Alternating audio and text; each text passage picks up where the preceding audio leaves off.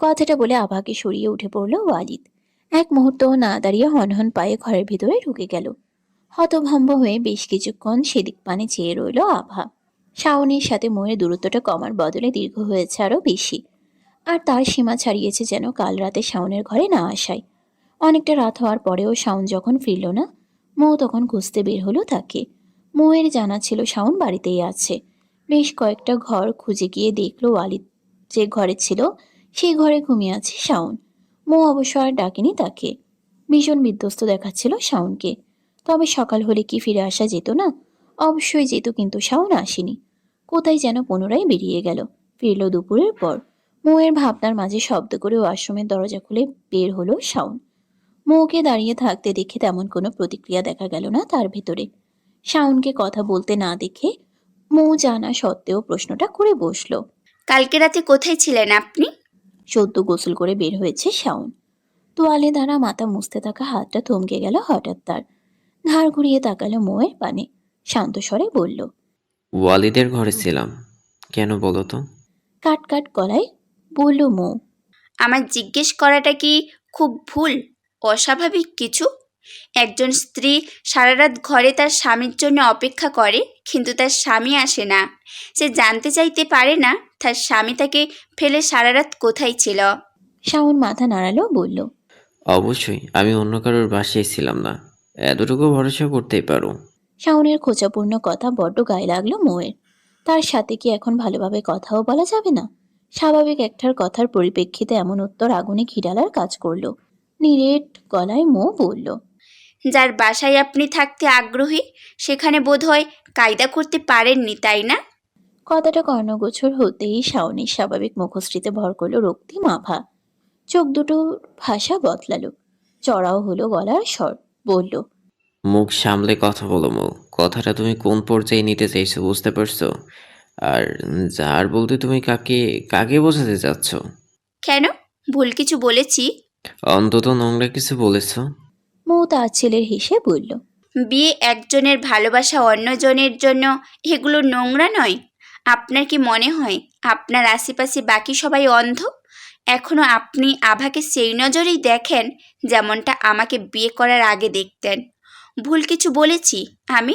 আচ্ছা, আপনি কি ভেবেছিলেন ওয়ালিদ যে আপনার ভাই না, এটা সবাইকে বলে আভাকে ওর থেকে কেড়ে নেবেন? এমনটা ভেবেছিলেন আপনি? ওয়ালিদ আপনার ভাই নয় কিন্তু। রক্তিম চোখে চাইল শাওন। কঠিন স্বরে বলল, ও আমার ভাই। ওয়ালিদ আমার নিজের ভাই, বুঝতে পেরেছো? ও আমার ভাই ছিল, ভাই আসছে, আর ভাই থাকবে। রইলো বাকি আভা, যার জন্য তোমার মনে এত বিষ, সেই আভার জন্যই তুমি আমাকে পেয়েছো, বুঝেছো? শুধুমাত্র ওর কথা রেখেই আমি তোমাকে বিয়ে করেছি। তোমাকে নিজের বোন মনে করতাম। এতদিন এই বাড়িতে আছে শুধু ওর ভালো লাগা কি তোমার ওর প্রতি কাজ করে না?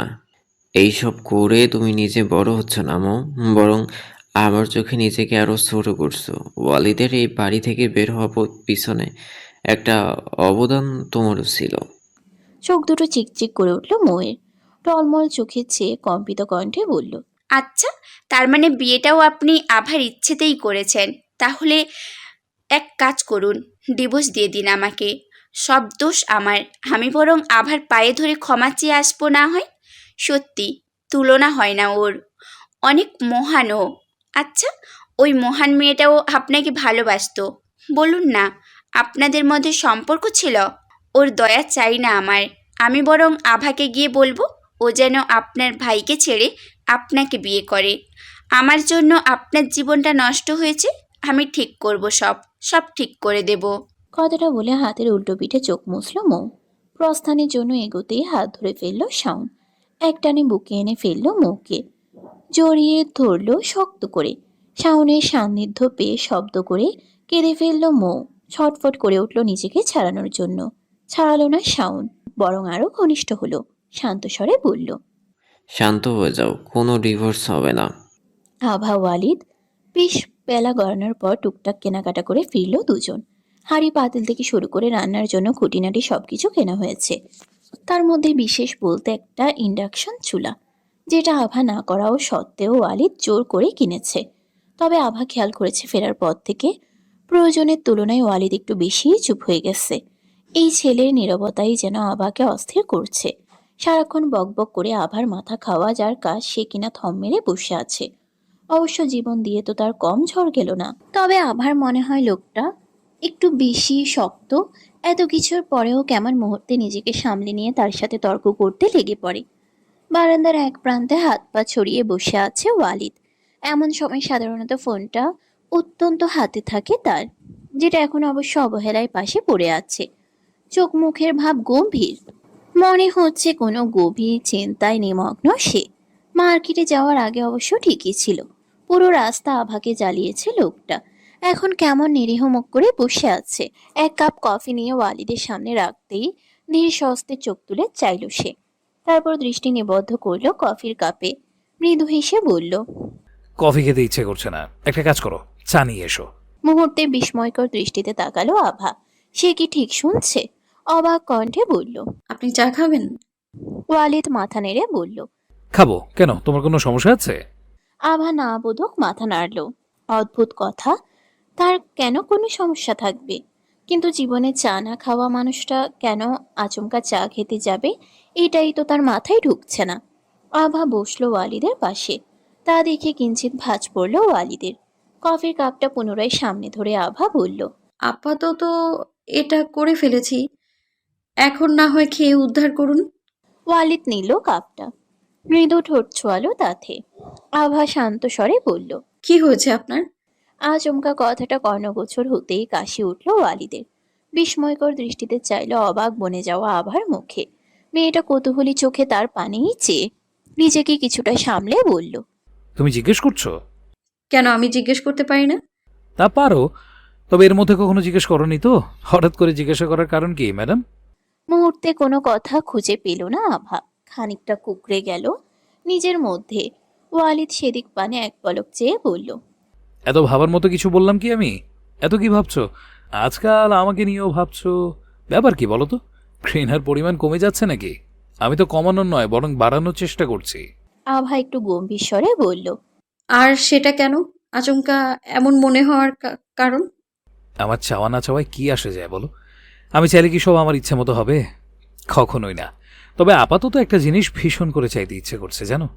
যদিও আমি সেটা নিজেও নিতে পারি, তাও তোমার কাছে যদি চাই, দেবে? কাতর কণ্ঠ ওয়ালিদের। আভার বুকে গিয়ে বিঁধল কথাগুলো। আভা খেয়াল করলো তার আচমকা বিষণ্ণ লাগছে, অস্থির লাগছে। মানুষটার ভিতরে কি এমন চলছে যার জন্য কণ্ঠে এমন করুণতা? জানার প্রবল ইচ্ছে হচ্ছে জাগ্রত হলো আভার। ওয়ালিদের চোখে চোখ পড়তেই আরো কিছুটা অবসন্নতা ভর করলো আভার মধ্যে। কিছুটা ধাতস্থ হয়ে বলল, বলুন কি চাই আপনার, আমি এক্ষুনি নিয়ে আসছি। আভা উঠতে নিলে একটা হাত ধরে থামিয়ে দিল ওয়ালিদ। বোঝালো ওঠার দরকার নেই। আভার কৌতূহলী চোখে চেয়ে কেমন যেন ধরা গলায় বলল, আমাকে একবার জড়িয়ে ধরবে? আপাতত তোমার সান্নিধ্য চাইছি। আভা স্তম্ভিত হলো খানিক। তবে ওয়ালিদকে কেন যেন মানা করার মতো সাধ্য তার হলো না। এমন ভাবে চাইলে কি কাউকে আদতে ফেরানো যায়? ওয়ালিদ এখনো একজন ওয়ালিদ এখনো এক নজরেই চেয়ে, চোখের দৃষ্টিতে অসহায় বোধ। আভা সেই চোখে চোখ রেখে মাথা নাড়ল শুধু। মুহূর্তে নিজেকে আবিষ্কার করলো লোকটার বাহুবন্ধনীতে। যেন এতক্ষণ ধরে শুধু অনুমতির অপেক্ষায় ছিল সে। নিবিড়ভাবে শক্তপোক্ত বুকের সাথে আষ্টে পিষ্টে জড়িয়ে থাকা অবস্থায় শরীরে একটা কাঁপন অনুভব করলো আভা। সাথে সাথে তার কানে ভেসে এলো একটা ক্ষীণ কান্নার আওয়াজ।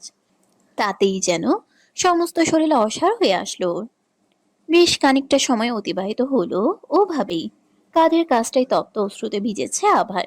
পরপর লোকটা ফোপানোর সাথে সাথে ক্ষণে কেঁপে উঠছে তার সমস্ত কায়া। ছেলেটা ঠিকমতো কাঁদতেও পারে না, কেমন ছোট বাচ্চাদের মতো করছে। আচ্ছা, এই অবস্থায় তার মুখটা কেমন লাগছে দেখতে? ভীষণ ইচ্ছে হলো আভার। তবে সেই ইচ্ছের থেকে প্রবল ইচ্ছে লোকটাকে শান্ত করার ইচ্ছা। আভা যদি পারত এই মানুষটার মনের কষ্ট সামান্য হলেও কমাতে, তাহলে তাই করত। তার জন্যই তো সে এখনো জীবত। এই বিরাট পৃথিবীতে এই মানুষটাকে আজকাল ভীষণ নিজের মনে হয় আভার। নিজেকে কিছুটা ধাতস্থ করে নিজের একটা হাত আলতো করে ওয়ালিদের চুলে গুজে কম্পিত কণ্ঠে বলল। আপনি ঠিক আছেন? কিছুক্ষণ নীরবতার পর আচমকা আভাকে ছেড়ে দিল ওয়ালিদ। তড়িৎ চোখ মুছে ফেলল। জোরপূর্বক সামান্য হেসে বলল, আমি বোধহয় ঠিক নেই। তুমি বলেছিলে সুখী সংসারে ভালোবাসা লাগে, কিন্তু এটা সত্যি নয়। এমন সময় এমন একটা প্রশ্নে বেশ থমকালো আভা। লোকটার কি মাথাটাই গেছে? কি বলছে কে জানে। আভা কৌতূহলী চোখে তাকাতেই দৃষ্টি অন্যদিকে নিবদ্ধ করলো ওয়ালিদ। মূলত আভার চোখে চোখ রাখতে কুণ্ঠাবোধ হচ্ছে তার। আভা মৃদু হেসে বলল, তা কি লাগে শুনি? টাকা লাগে। পৃথিবীতে সবচেয়ে জরুরি যেটা, সেটা হচ্ছে টাকা। আমি আজকে বুঝলাম, যখন আমার কাছে থাকা সমস্ত টাকা শেষ হলো। এরপর কি করব আমি কিচ্ছু জানি না। তোমাকে কিভাবে ভালো রাখবো? তোমাকে নদী থেকে বাঁচাতে গিয়ে সমুদ্রে এনে ফেলেছি। আমি চাই না তুমি আমার জন্য খারাপ থাকো। আভা অবাকের চরম পর্যায়ে। ছেলেটা এখন কিনা এসব চিন্তা করছে। কেউ আভার জন্য এতটা ভাবছে, তার ভালো থাকা না থাকা নিয়ে এতটা চিন্তিত। এটা ভাবতেই মনের মধ্যে কেমন যেন হাজারো প্রজাপতি ডানা ঝাপটাতে লাগলো। সামান্য গম্ভীর কণ্ঠে বলল, আপনি কি একেবারে অশিক্ষিত? ভ্রু কুঁচকে বিরক্ত চোখে চাইল ওয়ালিদ। কান্নার কারণে চোখ মুখ লাল বর্ণ ধারণ করেছে তার। মাথার চুলগুলো পরিপাটি থেকে এলোমেলো চরম সীমা অতিক্রম করেছে। ছেলেটাকে অন্যরকম লাগছে। আবার তাকিয়ে থাকতে পারল না বেশিক্ষণ। চোখ সরিয়ে নিতেই ওয়ালিদ বলল, তোমার আমাকে অশিক্ষিত মনে হলো কেন? আপনি এমন ভাব করছেন যেন আপনাকে কোনো যুদ্ধ জয় করতে হবে। যদি অশিক্ষিত না হন, টাকা রোজগারের যে বিভিন্ন পন্থা আছে সেগুলো সম্পর্কে নিশ্চয়ই জানতেন। মাসে ৮-১০ হাজার টাকা কামানো কি এতটাও কঠিন? ওয়ালিদ শব্দ করে হেসে বলল, ৮-১০ হাজার টাকা এতে কি হয়? এতে আপনার আমার মতো দুটো লোকের দিব্যি একটা সুন্দর সংসার হয়। আপনার এই সম্পর্কে ধারণা থাকার কথা না অবশ্য। আমি তো ভাবতেই পারছি না আপনি এই কারণে কাঁদছিলেন। কিন্তু কান্না করার কথা তো আমার, তাই না? কারণ বেকার বর তো আমার কপালে জুটেছে। আর আপনি আমাকে নিয়ে এত চিন্তা কেন করছেন? আমি মানুষ, কোনো হাতি নই যে আমাকে। ওয়ালিদ হাসল। আভা দেখল তা। লোকটার হাসিটা সব থেকে সুন্দর। হাসির কারণে গালের বাঁ পাশে সামান্য গর্তের সৃষ্টি হয়, যেন সৌন্দর্য দ্বিগুণ করে। ওয়ালিদ মুখ তুলে চাইতেই তড়িঘড়ি করে চোখ সরিয়ে নিল আভা। ওয়ালিদ বলল, সে না হয় বুঝলাম, কিন্তু চুরি করা মহাপাপ, জানো? চকিত চাইল আভা বলল, হ্যাঁ, না জানার কি আছে? আচমকা চুরির কথা বলছেন কেন? আমি তো চুরি করতে বলিনি। আমি আপনাকে বলেছি কোনো কাজ করতে। অশিক্ষিত নন আপনি, যখন চাকরিও করতে পারেন। ওয়ালিদ মৃদু হেসে বলল, আমি কিন্তু দেখতে সুন্দর। না, এটা আমার কথা না, সবাই বলে। এতে তোমার কোনো দোষ নেই। তো এখানে আমার কিসের দোষ? ওয়ালিদ ঘনিষ্ঠ হলো খানিক। মুখটা আবার আরেকটু সন্নিকটে এনে বলল, আমি তো সেটাই বললাম।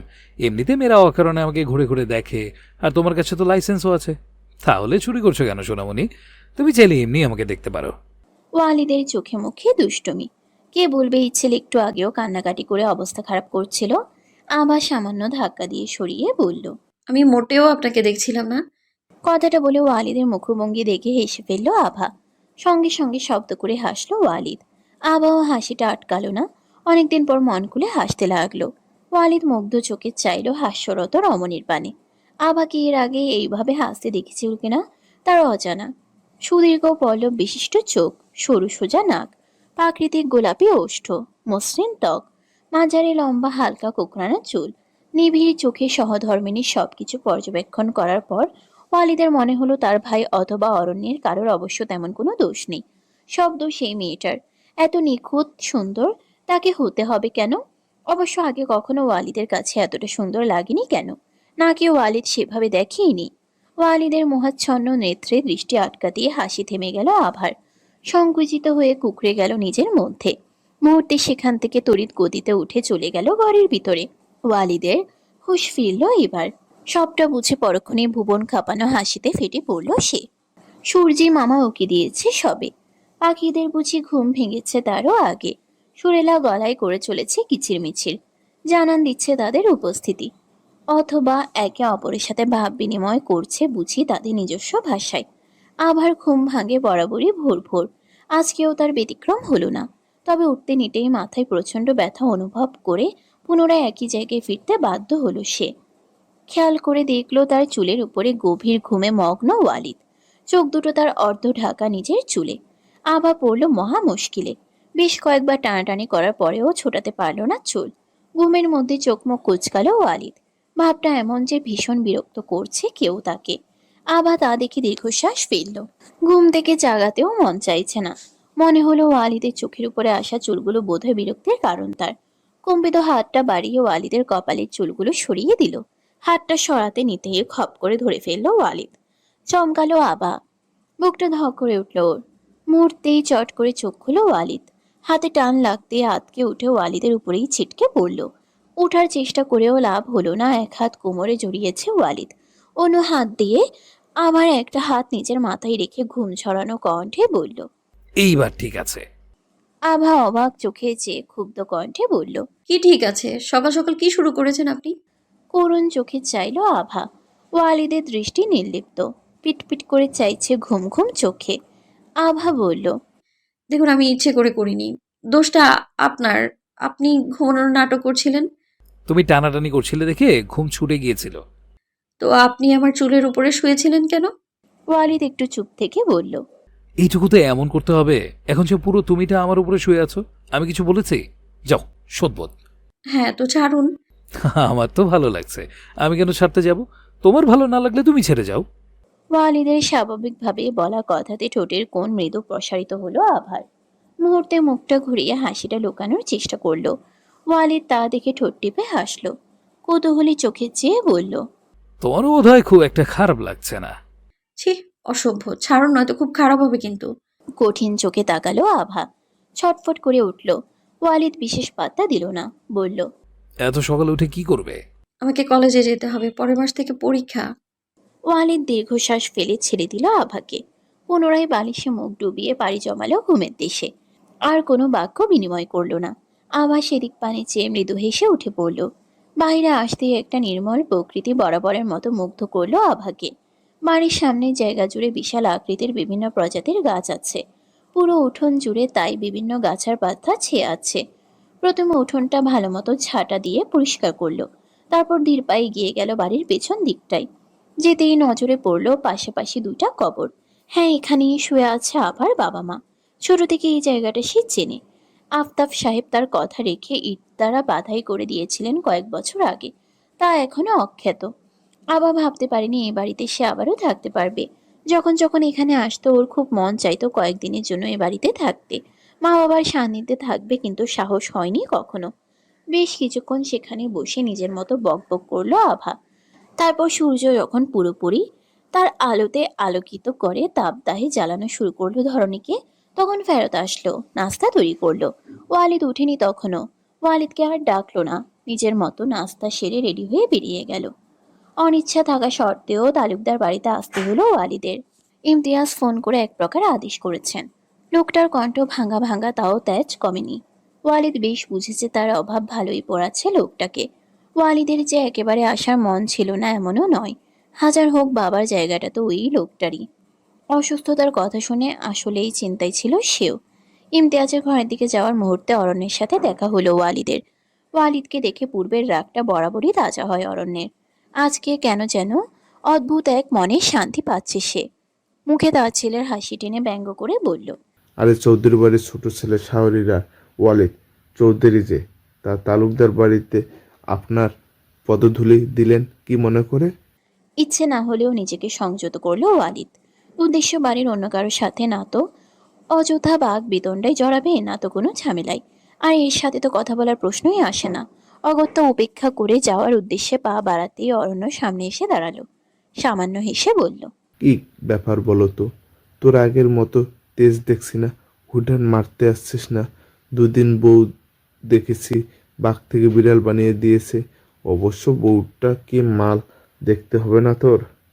কথা শেষ করার আগেই মুখে পড়া শক্তপোক্ত ঘুষিতে দু কদম ছিটকে গেল অরণ্য। সহ্যের সীমা ছাড়িয়েছে ওয়ালিদের। চোখ দুটো মুহূর্তে জ্বলে উঠেছে অগ্নির ন্যায়। অরণ্য ভারসাম্য নিয়ে দাঁড়ানোর চেষ্টা করতেই গলায় চেপে ধরল ওয়ালিদ। বলল। হাতি কাঁদায় পড়লে ব্যাঙ নাকি লাথি মারে, কিন্তু কি বলতো, আকাশে যত তারা ঝুলুক সূর্যের আলো কিন্তু কমে না। কারণ আলো বংশগত নয়, নিজের দীপ্তির। তেমনি জঙ্গল বদলায়, পশু বদলায়, কিন্তু সিংহের মর্যাদা সেটা বদলায় না। সে রাজা আর রাজাই থাকে। তোর মতো গাধা অবশ্য কি বুঝবে? তোর জন্য ভালো হবে তুই আমার থেকে দূরে থাক। অরণ্য ধাক্কা দিয়ে সরিয়ে দিল ওয়ালিদকে। প্রচন্ড কাঁপছে সে, বলল। নয়তো কি করবি তুই? ভয় তোর পাওয়া উচিত। তুই আজ অব্দি আমার সাথে যা যা করেছিস, তোর জন্য আমার যা যা ক্ষতি হয়েছে, আমি যা কিছু হারিয়েছি সব কিছু বদলা নেব। আমি খুব খারাপভাবে নেব। আজকে এই ব্যবহারের জন্য ভীষণ পস্তাবি। ওয়ালিদ সামান্য হেসে বলল, ভীষণ ভয় পেয়েছি আমি, হাত পা কাঁপছে আমার। হ্যাঁ, এত বিরাট হুমকি মনে নিয়ে আমি রাতে ঘুমাবো কি করে? অবশ্য আমার রাতে ঘুম ছাড়া অনেক কাজ আছে, বিবাহিত কিনা। তোর জন্য কষ্ট হচ্ছে তো নিশ্চয়ই, অন্যের বউয়ের চিন্তা রাতে ঘুমাতে কষ্ট হয়, আবার প্রতিশোধেরও চিন্তা। তুই তো চিন্তায় চিন্তায় শেষ হয়ে যাবি রে ভাই তোর। বাকি কথা বলার আগে অরণ্য বেশ শক্তপোক্ত একটা ঘুষি বসিয়ে দিল ওয়ালিদের মুখে। মুহূর্তে আঁতকে উঠল অ্যালিসা। ছুটে এসে ওয়ালিদের সামনে দাঁড়িয়ে ক্ষুব্ধ গলায় বলল, কি করছেন আপনি? আপনার সাহস হলো কি করে আমার ভাইয়ের গায়ে হাত তোলার? অ্যালিসাকে দেখে কিছুটা চুপসে গেল অরণ্য। বলল, তোমার ভাই আমার গায়ে আগে হাত তুলেছে, এখন সব দোষ আমার হয়ে গেল? অবশ্য যেমন ভাই তেমন তার বোন হবে, এটাই স্বাভাবিক। কথাটা বলে আর দাঁড়ালো না অরণ্য, তড়িৎ পায়ে চলে গেল সেখান থেকে। অ্যালিসা রেগে মেগে অসভ্য কথাটা উচ্চারণ করে ফের দৃষ্টিপাত করলো ভাইয়ের পানে। ওয়ালিদের ঠোঁটের কাজটাই কেটেছে অল্প। অ্যালিসা করুণ চোখে চেয়ে বলল, ইস, ঠোঁটটা কতটা কেটেছে, জ্বলছে তোমার ভাইয়া? ওয়ালিদ হাসলো সামান্য, বোনের মাথায় হাত বুলিয়ে বলল, এসব ছোটখাটো চোট তো আমার কাছে নতুন না, তোর ভাই যথেষ্ট স্ট্রং, তুই তো জানিস। চল ড্যাডের সাথে দেখা করি। অ্যালিসা ওইভাবেই বলল, তার আগে বলো, ঝগড়া করছিলে কি নিয়ে? আর তুমি আজকে এলে, আমাদের কথা তো ভুলেই বসেছো। আমরা বুঝি তোমার কেউ না? আমি তোমাকে কতবার ফোন করেছি, তুমি একবারও কল ব্যাক করে খোঁজ নিলে না আমি কেমন আছি। এই জন্য সবাই বলে ভাইয়ারা বিয়ের পর বউ পেয়ে বোনদের ভুলে যায়। তুমি তেমন করবে আমি ভাবতেই পারিনি। ওয়ালিদ অ্যালিসার মাথায় চাটি মেরে বলল, খুব বুঝতে শিখেছিস তুই। তা তুই কেমন আছিস সেটা তো দেখিয়ে বোঝা যাচ্ছে। আবার চলে যাওয়ার খুশিতে এত বেশি খেয়েছিস যে নিশ্চিত তোর 4 কেজি ওজন তো বেড়ে গেছে। কেমন গোলুমুলো লাগছে তোকে? কথাটা বলে চোরা হেসে হাঁটে ধরল ওয়ালিদ। মুহূর্তে মুখটা গম্ভীর করে ফেলল অ্যালিসা। পরক্ষণেই বলে উঠল, ভাইয়া, আমি কি সত্যি মোটা হয়ে গেছি? আমার গাল কি ফুলে গেছে? মুখটা বিরস করে ভাইয়ের পেছনে এসে হাঁটা ধরল। মুখটা বিরস করে ভাইয়ের পেছনে এসে হাঁটা ধরল। বিছানায় আধশোয়া হয়ে শুয়েছিলেন ইমতিয়াজ। ওয়ালিদ ঠুকতেই উঠে বসলেন। তার পাশেই সালেহা আর শাওন বসা ছিল। তারাও মূলত অপেক্ষা করছিল ওয়ালিদের। মুহূর্তে চোখ দুটো চকচক করে উঠল সালেহার। খুশিতে আত্মহারা হয়ে পড়লেন, তবে উপরে উপরে প্রকাশ করলেন না। গম্ভীর হওয়ার ভান করে বসে রইলেন। ওয়ালিদের কেমন যেন সংকোচ কাজ করলো ভিতরে ভিতরে। ধীর পায়ে এগিয়ে গিয়ে ইমতিয়াজের পাশে দাঁড়িয়ে মৃদু স্বরে ড্যাড বলতেই খ্যাক খ্যাক করে উঠলেন ইমতিয়াজ। বললেন, মরে গেছে তোর ড্যাড, হতভাগা। তোর সাহস হলো কি করে তুই বাড়ি থেকে বেরিয়ে যাস? আবার তোর মাকেও ফিরিয়ে দিয়েছিস। বাড়িতে বাড়ি ফিরতে অস্বীকার করেছিস। তোকে নিজের ছেলে করার এই প্রতিদান দিচ্ছিস তুই। তোর কত বড় কলিজা হয়েছে, ভীষণ বড় হয়েছে তুমি। তোর ভাগ্য হলো যে আমি হাঁটতে পারছি না, নয়তো তোর ঠ্যাং ভেঙে রেখে দিতাম আমি। নালায়ক কোথাকার। ওয়ালিদ শব্দ করে হাসলো তার নিজস্ব কায়দায়। বলল, আপাতত মুখ দিয়ে বলে শান্তি মিটিয়ে নাও, কিন্তু তুমি এত তাড়াতাড়ি মরবে এটা কিন্তু আমি মেনে নিতে পারছি না। ইমতিয়াজ বসতে ইশারা করলেন। ওয়ালিদ বসতেই কান টেনে ধরলেন। বললেন, আমি মরলেই তুই খুশি হোস, তাই না? লাগছে তো ড্যাড, তোমার গায়ে এখনো এত শক্তি কিভাবে আছে? মম, দেখো না তুমি কিছু বলছো না কেন? সালেহা আর শাওন হাসছে। শাওন বলল, আব্বু ছেড়ে দাও না ভাইয়াকে, ও তো ছোট তাই না, পরের বার আর করবে না। আমি তো ওর বড়, আমি ওকে বুঝিয়ে দেব। ভীষণ পরিচিত কথাটা আচমকা বলে ফেলে স্তব্ধ হয়ে গেল শাওন। এই একই কথা সে বহুবার বলেছে। মাথাটা নিচু করে ফেলল সহসাই। খানিকটা থমকালো ওয়ালিদও। শাওন যে এমন কিছু বলবে আশা করেনি সে। ইমতিয়াজ বললেন, নাও, এসে গেছে ভাইয়ের দলাল। এই একই কথা তুই কতবার বলছিস? খেয়াল আছে তোর? ছোট থেকে এই যাবতবার ভুলভাল কাজ করেছি, তুই ততবার এসব বলে বাঁচিয়েছিস এই নলায়কটাকে। আজকে দেখ কত বড় হতচ্ছাড়ায় পরিণত হয়েছে। আর তুই? শাওন হেসে বলল। আমরা তো তোমারই তাই না? ইমতিয়াজ বুকে টেনে নিলেন দুই ছেলেকে। চোখের কোণ বেয়ে কয়েক ফোঁটা তপ্ত অশ্রুকণা গড়িয়ে পড়ল তার। প্রসন্ন গলায় বললেন, ঠিক বলেছিস তোরা। তোরা দুজনই আমার। আমি তোদের কোনো একজনকেও ছাড়া ভীষণ অসম্পূর্ণ, তা কি তোরা বুঝিস না? অনেক হয়েছে এসব, আর ভালো লাগছে না। আমার শরীরটা ভালো না, কখন কি হয়ে যায় বুঝতে পারছিস না? আমি চাই না তোদের আলাদা রেখে দিতে। কোনো আলাদা থাকবি তোরা, যদি নিজের বাবার কথায় রাখার জন্য এত কিছু করতে পারিস, তাহলে সামান্য বিষয়টা মেনে নিতে একসাথে থাকতে পারবি না কেন? শাওন মাথা নেড়ে বলল, সেটাই তো, আমি আমার কাজের জন্য অনুতপ্ত ভাই। পারলে ক্ষমা কর তোর ভাইকে। বিশ্বাস কর ভাই, তোকে অনেক ভালোবাসে। আমি কখনোই তোকে অন্য কেউ ভাবিনি। জানি না আমার কি হয়ে গিয়েছিল। বাবার সামনে আবারও ক্ষমা চাইছি। ক্ষমা করে দে ভাই, ভাইকে। ছেড়ে দে ওই মেয়েটাকে, ফিরে আয় আমাদের সবার সাথে। আমরা আবারও আগের মতো থাকবো। ইমতিয়াজও সাই দিয়ে বললেন, একদম ঠিক বলেছে শ্রাবণ। দরকার হলে আমরা এই বাড়ি ছেড়ে আমাদের নিজেদের বাড়িতে চলে যাব। সালেহা, তুমি ব্যাগ গুছিয়ে নাও, আমরা আজই এই বাড়ি ছেড়ে চলে যাব। সালেহা সামান্য হেসে বললেন, হ্যাঁ, তাই হবে। তোর আর ওই মেয়েটার সাথে জড়ানোর দরকার নেই। একটা মেয়ের জন্য আমার সংসারে আজ এই অবস্থা। আমার ছেলেতে ছেলেতে দ্বন্দ্ব। আমার ছেলেটা ঘর ছাড়া। জানি না আমার সংসারে থাকলে আবার কি করে বসবে। তোর ভাইয়ের প্রতি আর রাগ নেই তো সোনা? ওয়ালিদ মৃদু হেসে বলল, না মম, আমার তোমাদের বা ভাইয়ের প্রতি কোনো রাগ নেই, না তো কখনো ছিল। তবে আই এম সরি, আমি তোমাদের কথা রাখতে পারবো না। সালেহা অবাক কণ্ঠে বললেন, কি বলতে চাইছিস তুই? আমি আভাকে ছাড়তে পারবো না, আমাকে যেতে হবে। আসছি আমি, পরে এসে ড্যাডের সাথে আবার দেখা করে যাব। ইমতিয়াজ থমকে উঠলেন। পাগল হয়েছিস তুই? ওই একটা মেয়ের জন্য তোদের ভাইয়ের শত্রুতা পয়দা হয়েছে, আর তুই কিনা তাকে নিয়ে সংসার করার জন্য মারিয়া হয়েছিস? তুই কি চাস সারা জীবন শ্রাবণ ওই মেয়েটাকে চোখের সামনে ঘুরঘুর করতে দেখুক? তাছাড়া কিছুদিনের মধ্যে আমরা এখান থেকে চলে যাব। এর সমস্ত ব্যবস্থা আগে থেকেই করাই হয়েছে। ওয়ালিদ মৃদু স্বরে বলল, তাহলে হয়তোবা আমারও যাওয়া হবে না। মাথা খারাপ হয়েছে তোর? যাবি না মানে কি? তুই আমেরিকার সিটিজেনশিপ ছেড়ে এইখানে থাকবি? তাও একটা মেয়ের জন্য? আমাদের সবার কোনো মূল্য নেই তোর কাছে? ওয়ালিদ অটল স্বরে বলল, আমার আপাতত কথা বাড়াতে ভালো লাগছে না। আমার যা বলার আমি বলে দিয়েছি, বাকিটা তোমাদের ইচ্ছে। আসছি আমি, নিজের খেয়াল রেখো ড্যাড। কথাটা বলে তড়িৎ গতিতে বেরিয়ে গেল ওয়ালিদ। রাগে হিতাহিত জ্ঞান শূন্য হয়ে পড়লেন সালেহা। বার কয়েক আওড়ালেন, কি জাদু করেছে এই মেয়েটা? কি আছে ওর মধ্যে? ইমতিয়াজ স্তম্ভিত হয়ে বসে রইলেন, দৃষ্টি নিবদ্ধ ওয়ালিদের যাওয়ার পানে। এই ওয়ালিদকে তার বড্ড অচেনা লাগছে। আভা কলেজ থেকে ফিরে পুরো বাড়ি ফাঁকা পেল। দরজাটা তালা দেওয়া না, শুধু ছিটকিনি আটকানো। কোথায় গেল লোকটা তার ভাবনাতেই আসলো না। ভিতরে ভিতরে একটা অস্থিরতা কাজ করতে লাগলো আভার। ওয়ালিদ মোটেও ছোট নেই যে এদিক ওদিক চলে যাবে, তাও বিভিন্ন চিন্তা জর্জরিত করতে লাগলো আভাকে। মুহূর্তে হনহনিয়ে বাড়িতে প্রবেশ করলো ওয়ালিদ। তাকে দেখেই তড়িৎ পায়ে এগিয়ে আসলো আভা। কেন আসলো সেটা তার অজানা। আচমকা সামনে দাঁড়িয়েও অস্বস্তিতে পড়ল। ওয়ালিদের মুখভঙ্গি গম্ভীর। আভাকে সামনে দাঁড়াতে দেখে চোখ মুখ কুঁচকে তাকালো। গম্ভীর কণ্ঠে বলল, কি চাই? আবার সহসায় উত্তর খুঁজতে মরিয়া। কথা হারিয়ে বসেছে যেন। মুহূর্তে চোখ পড়ল ওয়ালিদের কাটা ঠোঁটে।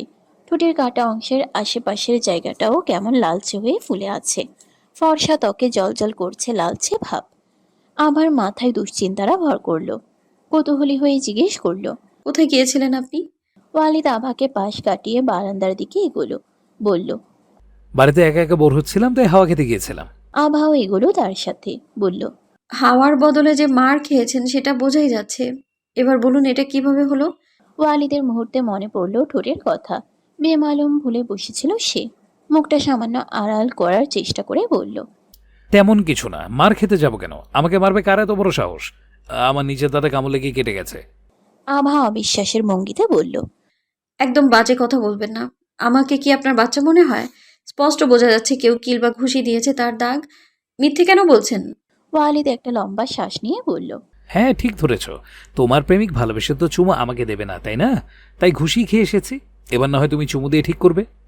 মুহূর্তে হতবিহবল দৃষ্টিতে ওয়ালিদের পানে চাইল আভা। সে যে তালুকদার বাড়ি থেকে এসেছে এইটুকু বোধগম্য হলো ওর। তবে শেষের কথাটা মোটেও সহনীয় মনে হলো না। প্রেমিক শব্দটা বড্ড গায়ে লাগলো।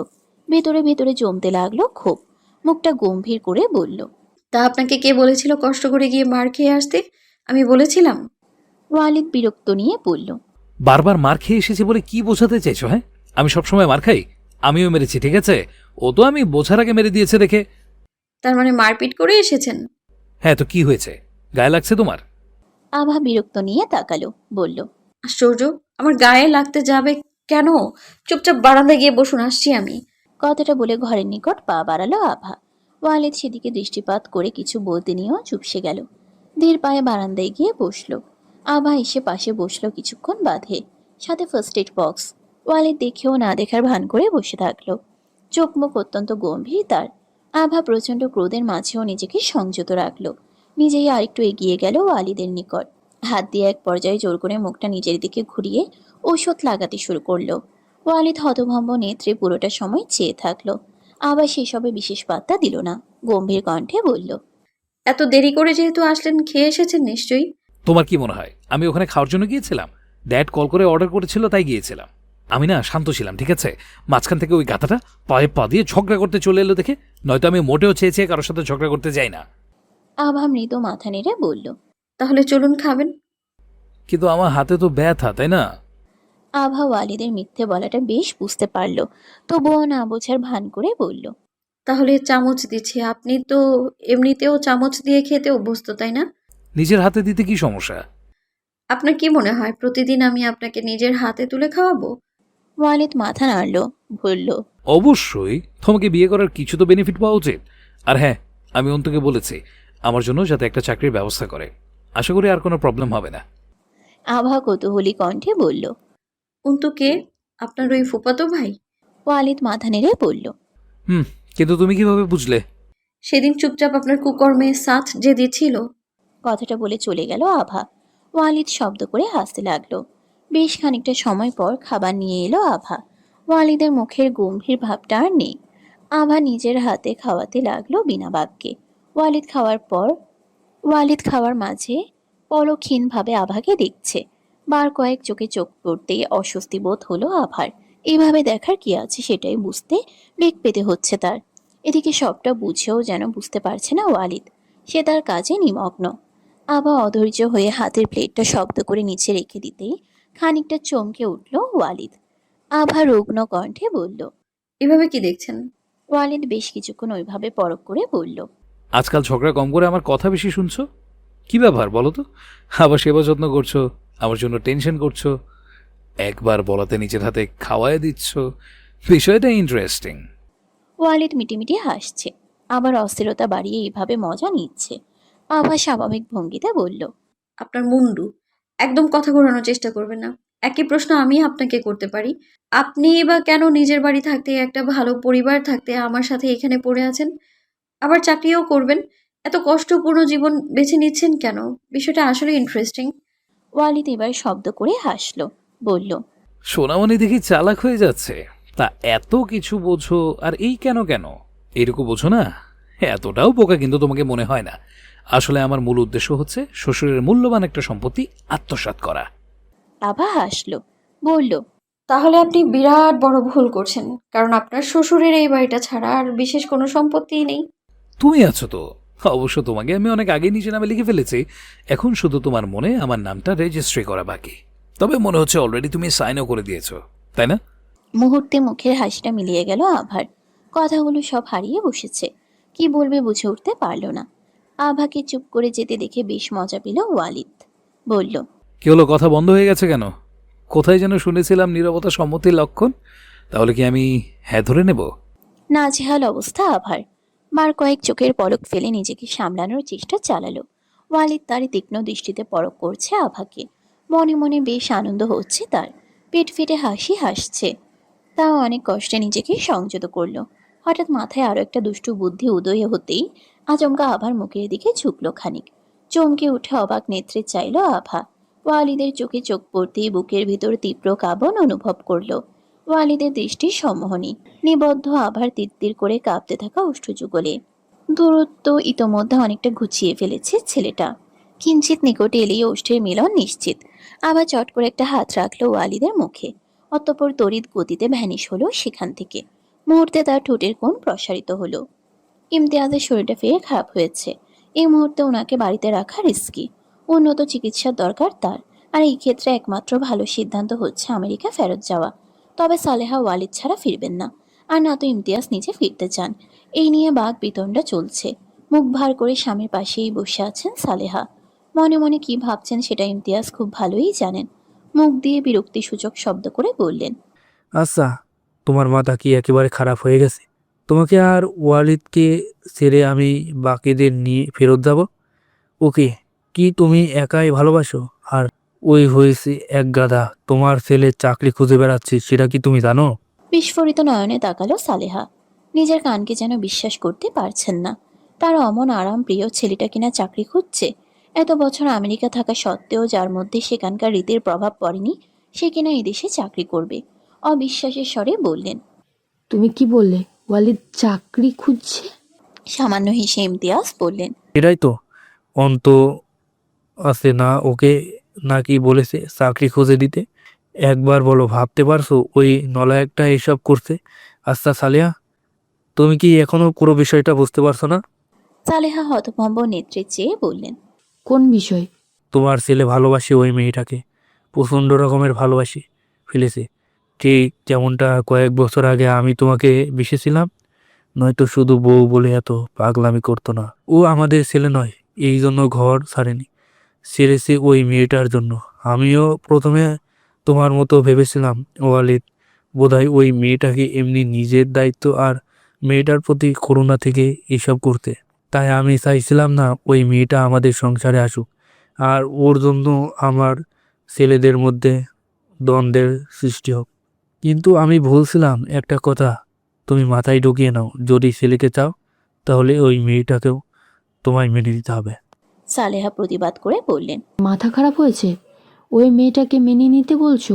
আচ্ছা, এখন কি তোমার ছেলেদের মধ্যে বিরোধ লাগবে না? ওই মেয়েটার জন্য শাওন আর মৌয়ের সম্পর্কটা স্বাভাবিক হচ্ছে না, আর মৌও পছন্দ করে না ওকে। ওকে যদি বাড়িতে নিয়ে আসি তাহলে প্রতিদিন নতুন নতুন ঝামেলার সৃষ্টি হবে। আমার সংসারটা রসাতলে চলে যাবে। এটা কখনোই সম্ভব না। ইমতিয়াজ মাথা নেড়ে বললেন, সে তুমি যা ভালো বুঝো, আমি যা বুঝলাম সেটাই তোমাকে বলছি। বাকিটা তুমি ঠান্ডা মাথায় ভেবে দেখো। আমি ততক্ষণে তোমার ছেলের জন্য না হয় একটা চাকরির ব্যবস্থা করে দিলাম। এমনিতেই আমার ইচ্ছে তো করছিল ও নিজে থেকে আর কি কি করতে পারে তা দেখতে। তবে বাবা তো, ছেলেটা এমনিতেই কষ্টে আছে। সালেহা গম্ভীর কণ্ঠে বললেন। চাকরিটা ভালো তো? বেতন কত? ইমতিয়াজ নিস্তেজ গলায় বললেন, অন্তত দুঃখের সাথে জানাচ্ছি বেতন খুবই নগ্ন হবে। বাংলাদেশের চাকরির বাজারে বড়ই সংকট। তাছাড়া তোমার ছেলের উচিত একটু হলেও বাস্তবতা চেনা। তোমার এই আহদিপনার জন্য যেসব এতকাল হয়নি তা এবার হবে। আমিও দেখি নলায়কটা কতদিন টিকতে পারে। গভীর তন্দ্রায় নিমজ্জিত অবস্থায় আচমকা মুখে পানির ফোঁটা পড়তেই বিরক্তিতে কপাল কুঁচকাল ওয়ালিদ। একই কাজটা পুনরায় ঘটতেই ঘুম ঘুম ভারী চোখের পেলক মেলে তাকালো সে। মুহূর্তে চোখের সামনে যে দৃশ্যটা প্রদর্শিত হলো তাতে পুনরায় চোখ বন্ধ করার কথা ভুলে বসলো যেন। বিছানার পাশে রাখা ড্রেসিং টেবিলের সামনে দাঁড়িয়ে আছে আভা। সদ্য গোসল সেরে আসা ভেজা চুলগুলো থেকে ঝরছে পানি। সেগুলো শুকানোর চেষ্টায় নানান পন্থা অবলম্বন করছে বোধহয়। ওয়ালিদের বুঝতে আর বাকি রইল না তার মুখে পড়া পানির কণাগুলো কোথা থেকে আসলো। মুগ্ধ চোখে চেয়ে রইল অপরূপা রমণীর পানে। সময় নিয়ে ভেজা চুলগুলো কিছুটা নিয়ন্ত্রণে এনে ক্লিপ দ্বারা খোপা করে ফেললো আভা। কলেজে যাওয়ার তাড়া আছে তার। কানে একজোড়া ছোট টপ দুল পড়ল। চোখে হালকা করে কালো কাজল, সাথে ঠোঁটে হালকা লিপচেন। অন্যটা ঠিক মতো জড়িয়ে নিজেকে একবার ভালো মতো দেখে নিল আয়নায়। অতঃপর একটু সময় নিয়ে কিছু একটা ভেবে কপালের ঠিক মধ্যখানে একটা ছোট কালো টিপ লাগালো। এই পর্যায়ে শোয়া থেকে উঠে পড়ল ওয়ালিদ। আচমকা ওয়ালিদকে উঠে বসতে দেখে খানিকটা চমকালো আভা। শান্তভাবে বলল, আমি কলেজ যাচ্ছি। আপনি ঘুমোচ্ছিলেন দেখে আর ডাকিনি। নাস্তা রেডি করা আছে। ওয়ালিদ গম্ভীর কণ্ঠে বলল। তোমার কলেজে কারো বিয়ে আছে? আভা অবাক কণ্ঠে বলল, কি? বিছানা থেকে নেমে আসলো ওয়ালিদ। আবার মুখোমুখি দাঁড়িয়ে নিবিড় দৃষ্টি কিছুক্ষণ নিবদ্ধ রাখলো আভাতে। অতঃপর বলল, বলছি কলেজে যাচ্ছ নাকি কলেজের নাম করে কোনো বিয়ে বাড়িতে? এত সাজগোজের কারণ কি? এই, তোমার বোরকা নেই? ওই যে একেবারে পুরোটা কালো দেখা যায়, ওইগুলো পড়তে পারো না? আভা নিচু স্বরে বলল, না, নেই। আমাদের কলেজ আর স্কুল একসাথে, তো প্রথমে স্কুল ড্রেস পরতাম, সেই জন্য প্রথম থেকেই বোরকা পরি না। এটা কোন ধরনের লজিক হলো? সে যাই হোক, তাই বলে এত সাজতে হবে কেন?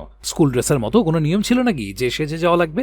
আভা গরম চোখে চেয়ে বলল, তখন থেকে সাজের কথা বলে চলেছেন, সাজটা কোথায় দেখলেন আপনি? আশ্চর্য। ওয়ালিদ মুহূর্তে চট করে আবার কপালের টিপটা তুলে নিল। হতভম্ব নেত্রে চাইল আভা। সেটা আয়নার গায়ে বিধিয়ে ওয়ালিদ বলল, কপালে এসব কি লাগিয়েছ? কি বিশ্রী দেখাচ্ছে, আমি তো তাকাতেই পারছি না। এবার ঠোঁটটা মুছে চলে যাও আমার সামনে থেকে, তোমাকে দেখা মুশকিল হয়ে যাচ্ছে। মুহূর্তে বোকা বনে গেল আভা। বলল, সকাল সকাল মাথা খারাপ হয়ে গেছে আপনার? সরুন তো সামনে থেকে। আমাকে বিরক্ত না করলে পেটের ভাতও হজম হয় না আপনার, তাই না? আভা যেতে নিতেই ওয়ালিদ বলল, আগে আমাকে নিজের হাতে খাওয়াবে, তারপর যাবে। নিজের হাতে খেতে কষ্ট হয় আমার। আভা নিরীহ চোখে চেয়ে বলল। আমার দেরি হয়ে যাবে। ওয়ালিদ ভাবশালীন ভঙ্গিতে বাইরে এগোতে এগোতে বলল, গেলে যাবে, প্রয়োজন পড়লে আজকে আর যাওয়াই লাগবে না। আমি এখনই ফ্রেশ হয়ে আসছি, প্রচণ্ড খিদে পেয়েছে আমার। একটা মানুষের খাওয়া আগে নাকি তোমার পড়াশোনা? হ্যাঁ, ছি, দিন দিন কত নিষ্ঠুর হয়ে যাচ্ছে সিন্ড্রেলা। কলেজ শেষ করে বাড়ি ফিরতেই আভা দেখল বাড়িতে তালা দেওয়া। মুহূর্তে মাথায় কিছু আসলো না। বাড়িতে তালা দিয়ে কোথায় গেল লোকটা? সকালেও তো কোথাও বেরোনোর কথা বলল না। কিছুক্ষণ চুপচাপ অপেক্ষা করেও লাভ হলো না। অতঃপর ফোনটা বের করে ওয়ালিদের নাম্বার ডায়াল করলো। বাড়ি থেকে খানিকটা দূরে একটা বটগাছ আছে, যার আশেপাশে ইট দিয়ে তৈরি করা আছে বসার জায়গা। সেখানেই ওয়ালিদ বসে আছে দিওর সাথে। ফোনে রিং হতে ওয়ালিদ ফোনটা হাতে তুলল। স্ক্রিনে চকচক করছে সিন্ড্রেলা নামটা। দিও ওকে দিয়ে দেখে বলল, বাপরে, কি প্রিন্স চার্মিংকে ছেড়ে সিন্ড্রেলা হঠাৎ তোকে ফোন করছে কেন? এখন কি সিন্ড্রেলাকেও ছাড়বি না তুই? ওয়ালিদ বিরক্ত চোখে তাকিয়ে বলল, এটা আমার ব্যক্তিগত সিন্ড্রেলা, কিন্তু বুঝলাম না আমাকে ফোন করছে কি মনে করে। দাঁড়া, কথা বলি। দিও হাসলো। ওয়ালিদ ফোনটা তুলতেই ও পাশ থেকে আভা বলল, কোথায় আছেন আপনি? কেন বলো তো, মিস করছো নাকি? আপনার মুন্ডু, বাড়িতে তালা দিয়ে কোথায় গেছেন? তুমি চলে এসেছো? আচ্ছা, একটু ওয়েট করো। ওয়ালিদ আর কিছু বলার আগেই ফোনটা কেটে দিল আভা। ওয়ালিদ শব্দ করে হাসলো। কান থেকে ফোন নামাতেই চোখে পড়ল দিওর কৌতূহলী দৃষ্টির। মুহূর্তেই স্বাভাবিক হয়ে গেল। বলল, এইভাবে তাকাচ্ছিস কেন? দিও কৌতূহলী গলায় বলল, ব্যাপারটা কি বলতো? বাড়ির সবাই তোকে নিয়ে চিন্তায় অস্থির, কিন্তু তোকে দেখে মনে হচ্ছে ব্যক্তিগত সিন্ড্রেলাকে নিয়ে তুই একটু কষ্টে আছিস। তুই বদলে গেছিস ভাই। কি বাজে কথা বলছিস? তাহলে বাড়িতে ফিরতে রাজি হচ্ছিস না কেন? এতটা কষ্ট কেন করছিস? ওইখানে এত মেয়ে থাকা সত্ত্বেও তুই একা একটা মেয়ের জন্য এইখানে পড়ে আছিস। ওকে ওর আগের জীবনে ফিরিয়ে দে, আর তুইও তোর মতো। ওয়ালিদ গম্ভীর কণ্ঠে বলল, ওকে ছাড়তে পারবো না। তোদের ওকে নিয়ে এত সমস্যা কেন আমি বুঝলাম না। যাকে দেখো একই কথা বলে চলেছে, ছেড়ে দে ছেড়ে দে। ছাড়তে পারবো না, আমি ওকে ছাড়বো না। এখন আবার কারণ জিজ্ঞেস করিস না, আমাকে যেতে হবে। কথাটা শেষ করে বসা থেকে উঠে পড়ল ওয়ালিদ। দিও মৃদু হেসে বলল, ওকে ভালোবাসা অন্যায় না। তুই এমনভাবে আমার থেকে লুকাচ্ছিস কেন, যেন আমি তোর সুখের সংসারে আগুন লাগিয়ে দেব? ওয়ালিদ হাঁটতে হাঁটতে বলল, দিতেও পারিস, তোকে বিশ্বাস নেই। আমার 5 নম্বর ব্রেকআপ তোর জন্যই তো হয়েছিল। এত তাড়াতাড়ি ভুলে গেছিস? দিও লাথি দেখিয়ে বলল, তাহলে তুই ঠিকই বুঝেছিস, কিন্তু লাভ হবে না, কারণ সত্যিটা আমি জেনে গেছি। কিন্তু তুই বন্ধুত্বের এই প্রতিদান দিলি। আমি অভিশাপ দিচ্ছি, তোর বউ তোকে এত জ্বালাবে, কিন্তু তোর কাছে বিষ কেনার টাকা থাকবে না। তারপর তুই আমার কাছে আসবি, কিন্তু আমি তোকে বিষের বদলে ভিটামিন কি দেব? ওয়ালিদ খানিকটা গিয়ে থেমে দাঁড়িয়ে বলল, সব বুঝলাম, কিন্তু ভিটামিন কিটা আবার কি? দিও গম্ভীর কণ্ঠে বলল, ভিটামিন কি অর্থ কিছু না। কথাটা বলে উল্টো দিকে হাঁটতে শুরু করলো দিও। ওয়ালিদ হাসতে হাসতে এগোতে লাগলো বাড়ির নিকট। বাড়ি ফেরার পর থেকে কোনো কারণে আবার মেজাজ হয়ে আছে তিক্ত। এটা খেয়াল করেছে ওয়ালিদ। ঠিক করে কথাও বলছে না, আর না তো ওয়ালিদের বিভিন্ন খোঁচাপূর্ণ কথার জবাব দিচ্ছে। কেমন যেন গুম হয়ে আছে। ওয়ালিদ হাত পা ছড়িয়ে বসে আছে বারান্দায়। আবার খাবার নিয়ে আসলো। ওয়ালিদ ওইভাবে ফোনের স্ক্রিন থেকে নজর না সরিয়ে বলল, খাবার নিয়ে যাও, আমি খাবো না। আভা প্লেটটা পাশে রেখে বসলো সেখানে। বলল, আপনি আমার ফোন নিয়ে করছেন? ওয়ালিদ মুখ তুলে তাকালো। গেম খেলছি। অবাক নেত্রে চেয়ে আভা বলল, আপনি আমার ফোনে কেন গেমস খেলছেন? আপনার ফোন কি নষ্ট হয়ে গেছে? ওয়ালিদ মাথা নেড়ে বলল, এখানে ওয়াইফাই কোথায়? ওটা ছাড়া আমার ফোন মৃত মনে হয়, গেমও চলে না। কিন্তু সময় নষ্ট করার জন্য তো কিছু করা উচিত, তাই না? তোমার ফোনে দৌড়াদৌড়ির একটা গেম পেয়েছি। অবশ্যই এর থেকে বেশি কিছু আমি আশাও করিনি। বাচ্চারা সাধারণত এইসব গেম খেলেই মজা পায়। ওটা দৌড়াদৌড়ি গেম না, ওটা টেম্পল রান। আর যদি বাচ্চাদের খেলা হয় তো আপনি কেন খেলছেন? আমাকে আপনার বাচ্চা মনে হয়? ফেরত দিন আমার ফোন। ওয়ালিদ মুখ তুলে তাকিয়ে বলল, ও ছোনামণি, তাহলে বাচ্চা নয়। তোমার কি মনে হয় গেমের নাম আমি পড়তে পারি না? এটা তো আমি নিক নেম দিয়েছি। ধরো তোমার 1966 সালের ফোন। ফোনটা এগিয়ে দিতেই আভা নিয়ে নিল। দেখলো ফোনটা অফ হয়ে গেছে। ফোন থেকে চোখ তুলে ওয়ালিদের পানে তাকাতেই ওয়ালিদ মুখ ঘুরিয়ে নিরীহ মুখ করে বলল, ওই চার্জ কম ছিল তাই অফ হয়ে গেছে।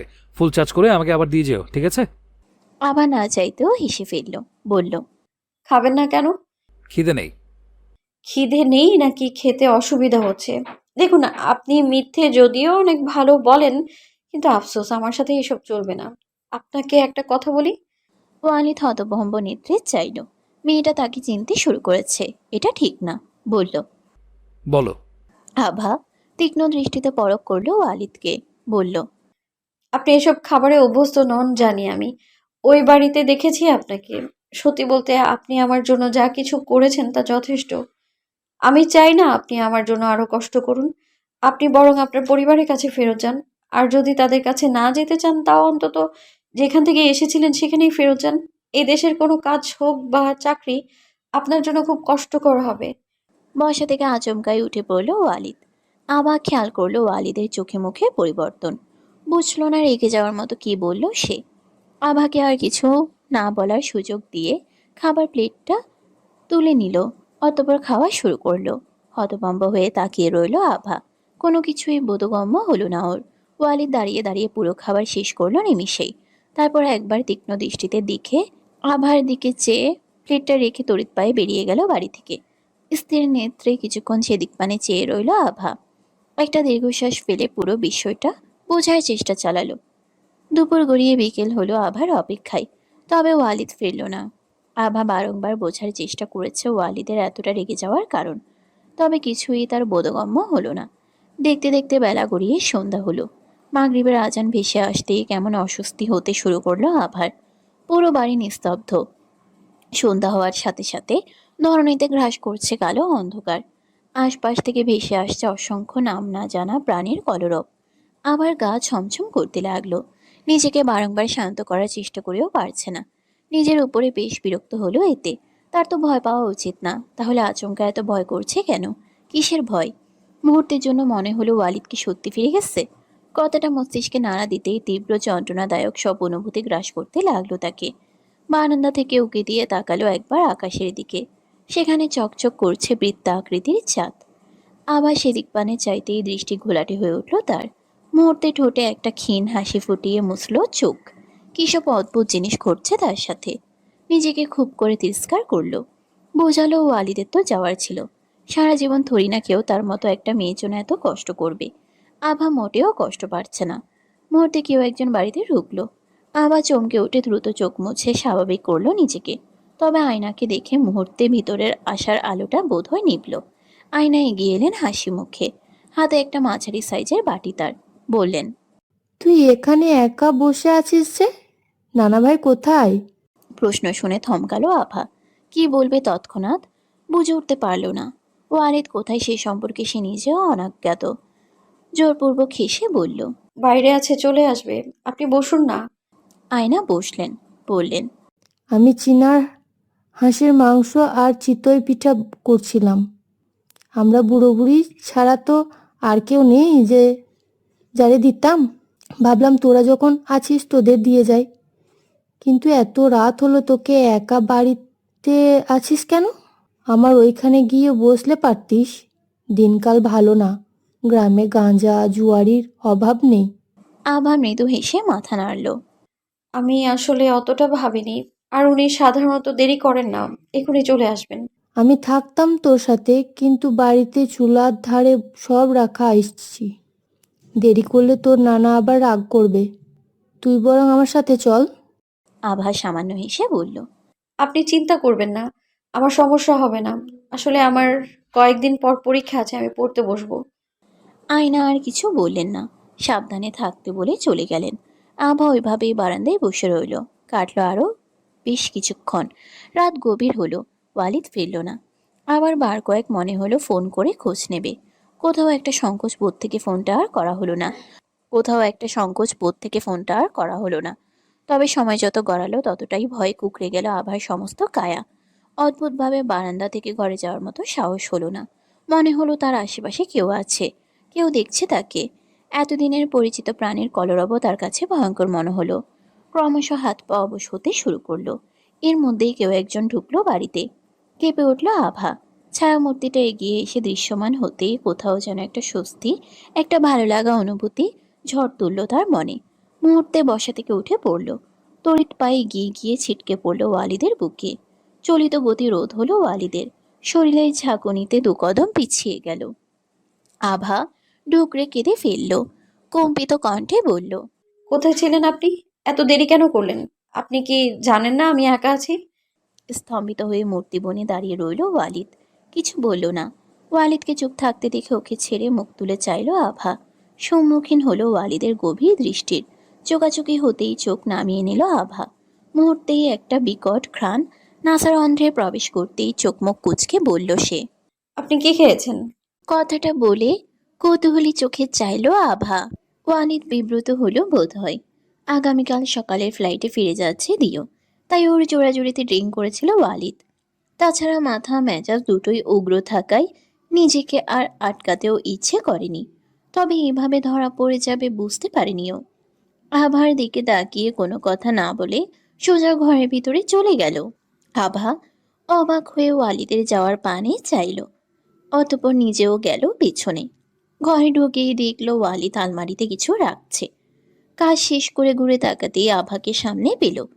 পাশ কাটিয়ে চলে যেতে উদিত হতেই আভা বলল, কোথায় ছিলেন আপনি? আপনি ভালো করেই জানেন এখানে আমি একা আছি, তবু আপনি এত রাত করে ফিরলেন, আবার এখন এড়িয়ে যাচ্ছেন। কিসে এত রাগ দেখাচ্ছেন বলুন তো? তীক্ষ্ণ দৃষ্টিতে চাইল ওয়ালিদ। চোখে মুখে প্রচণ্ড বিরক্তি। তীব্র রাগে জ্বলে পড়ে যাচ্ছে ভিতরে ভিতরে। তবুও ভেবেছিল এড়িয়ে যাবে, কিন্তু আবার জোড়াজড়িটা সহ্যের সীমা অতিক্রম করলো।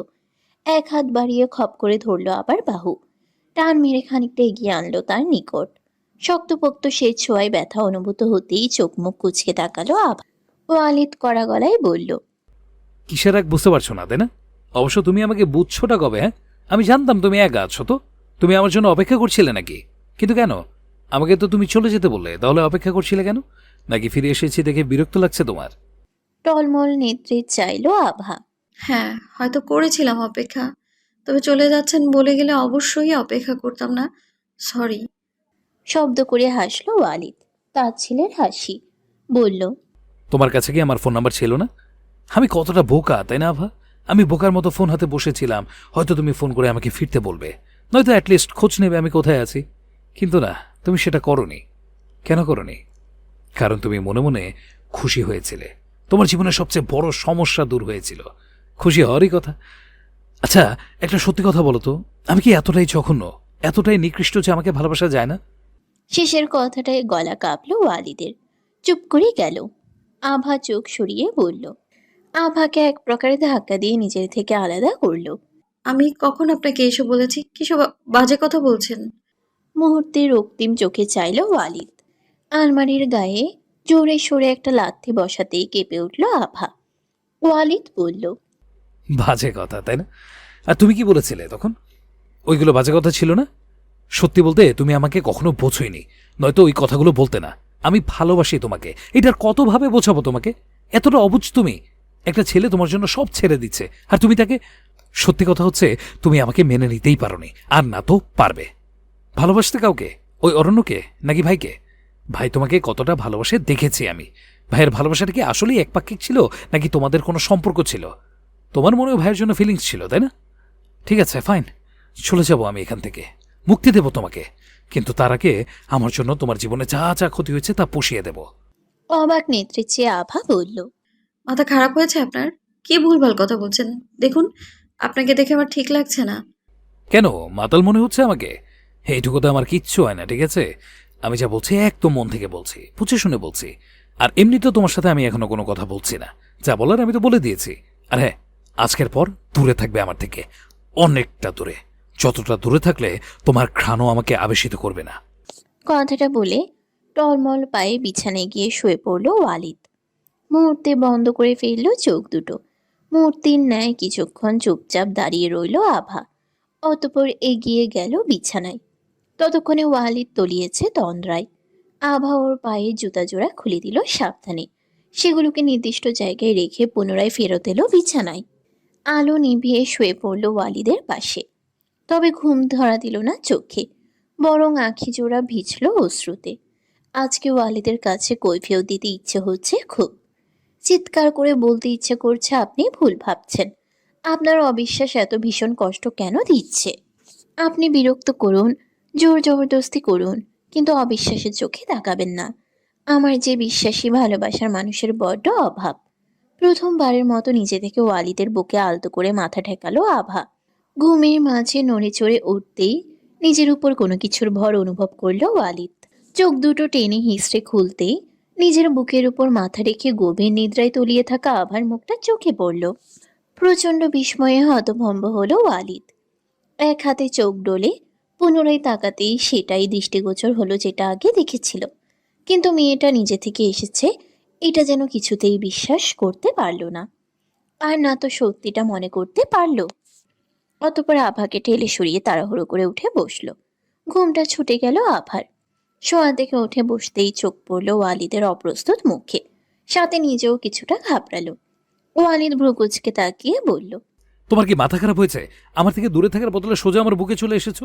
এই অদ্ভুত কাজের মানে কি? হ্যাঁ, বেশ অপ্রস্তুত হলো আভা। মনে মনে ভীষণ রাগ হলো নিজের উপর। তার থেকে বেশি রাগ হলো সামনে বসা লোকটার উপর। নিজে টানাটানি করলে দোষ নেই, একদিন আভা গেছে দেখে এমন করতে হবে? মুহূর্তে নিজেকে সামলে নিয়ে বলল, আমি মোটেও যাইনি, কালও আপনিই আমায় টেনেছিলেন। কথাটা শুনে চুপসে গেল ওয়ালিদ। চিন্তিত দেখালো খানিক। মনে মনে স্বস্তির শ্বাস ফেলল আভা। বিছানা থেকে উঠতেই ওয়ালিদ বলল, সরি যদি তোমাকে জোর করে থাকি। আশা করি আর কোনোদিন হবে না। কয়টা বাজে? আভা নিজের ফোনটা হাতে তুলে দেখে নিল একবার। বলল, 7:35। এত বেলা হয়ে গেছে, আমার ঘুম ভাঙলো না কেন? তাড়াহুড়ো করে বিছানা থেকে নেমে পড়ল ওয়ালিদ। বিরস মুখে বলল, এমন আরামের জায়গায় ঘুমলে কারোরই ঘুম ভাঙার কথা না। এতে কারো অবশ্য কোনো ক্ষতি তো হয়নি। ক্ষতি যা হওয়ার সে তো আমারই হয়েছে। শনিবার সকাল 8:30 ইন্টারভিউ আছে আমার, আর যেতে পারবো বলে তো মনে হয় না। আভা একটু ভেবে বলল, কিন্তু আজকে তো শুক্রবার। শিওর। আভা সম্মতিসূচক মাথা নাড়ল। দীর্ঘশ্বাস ফেলে বেরিয়ে গেল ওয়ালিদ। সেই যে সকালে বের হলো, ফিরল দুপুরের একটু আগে। আভা রান্না করছিল তখন এক নজর দেখল ঘরের ভিতরে যেতে।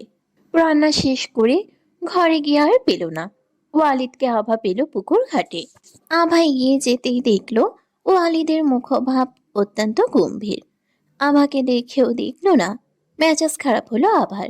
ইচ্ছে করে সামনে গিয়ে দাঁড়িয়ে পড়ল। ওয়ালিদ আভাতে দৃষ্টি নিবদ্ধ রেখে শার্টের বোতামে হাত চালালো।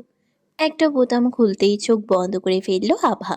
বলল, শুরু হয়ে গেছে অসভ্যতামি। জামা কাপড় খুলেছেন কেন নির্লজ্জের মতো? বেজায় বিরক্ত হলো ওয়ালিদ। বলল, গোসল করবো তাই খুলছি। অসভ্যের মতো পানি আর আমার মাঝখানে তুমি এসেছো। চোখ তুলে চাইল আভা। ওয়ালিদ খুলে ফেলেছে শার্ট, তবে গেঞ্জি আছে পরা। স্বস্তির শ্বাস নিয়ে পুনরায় ক্ষুব্ধ কণ্ঠে বলল, আপনার সমস্যা কি? হ্যাঁ, পায়ে পা দিয়ে ঝগড়া কেন করছেন? তখন থেকে আমাকে এড়িয়ে যাচ্ছেন কি কারণে? ওয়ালিদ প্রকুচকে বলল, তুমি কোথাকার প্রিন্সেস ডায়না যে তোমাকে চোখে হারাতে হবে?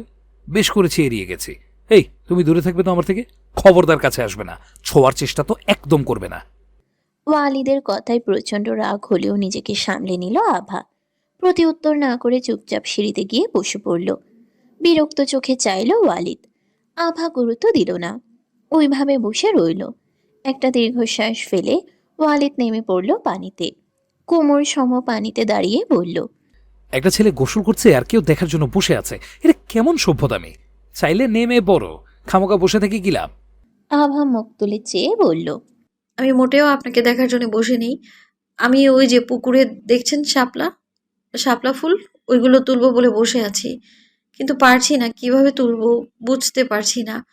আমি তো সাঁতার পারি না, তাই না? ওয়ালিদ মাথা নেড়ে বলল, আচ্ছা, এই ব্যাপার। আগে বলবে না? অপেক্ষা করো, আমি না হয় একটু কষ্ট করে তুলে এনে দিচ্ছি। কোনো দরকার নেই, ওইগুলো আমি নিজের হাতে তুলতে চাই। ওয়ালিদ সামান্য হেসে বলল, চাইলেই তো আর সবকিছু পাওয়া যায় না সোনামণি। চাওয়ার একটা লিমিট থাকে। এমন অসম্ভব জিনিসপত্র চাইলে না পাওয়াটাই স্বাভাবিক। আভা মুখ ভার করে বলল, জন্মের পর থেকে অবশ্য পেয়েছিটা কি যে আজকে পাবো? কত বড় বড় চাওয়াই পূরণ হলো না, এটা তো সামান্য ব্যাপার। কথাটা বলে উঠে পড়ল আভা। বাড়ির নিকট পা বাড়ালো। কয়েক কদম এগোতেই একটা ভেজা শীতল হাত টেনে ধরল আভার একটা হাতের কবজি। ঘাড় ফিরিয়ে তাকানোর আগেই কোলে তুলে নিল ওয়ালিদ। হক চকিয়ে গেল আভা। বিস্ময় দৃষ্টিতে তাকালো ওয়ালিদের পানে। ওয়ালিদের মুখভঙ্গি অত্যন্ত স্বাভাবিক। আভার দিকে ফিরেও তাকালো না, বরং আভাকে ছটফট করতে না দেখে অবাক হলো কিছুটা। তবে সেসবে পাত্তা না দিয়ে পুনরায় এগোলো পুকুরের দিকে। খানিক বাদে ওয়ালিদের কোলে চেপে পৌঁছে গেল পুকুরের মাঝ বরাবর থাকা লাল শাপলার কাছে। মাঝের অংশে পানির পরিমাণ প্রায় ওয়ালিদের বক্ষ সম। আভা হাত বাড়িয়ে একটা ফুল তুলে নিতেই খুশিতে চোখ দুটো চকচক করে উঠল ওর। মুখে আপনা আপনি হাসি চলে এলো। পরপর বেশ কয়েকটা ফুল তুলে ফেলল। আচমকাই কানে এলো ওয়ালিদের ঠান্ডা কণ্ঠস্বর।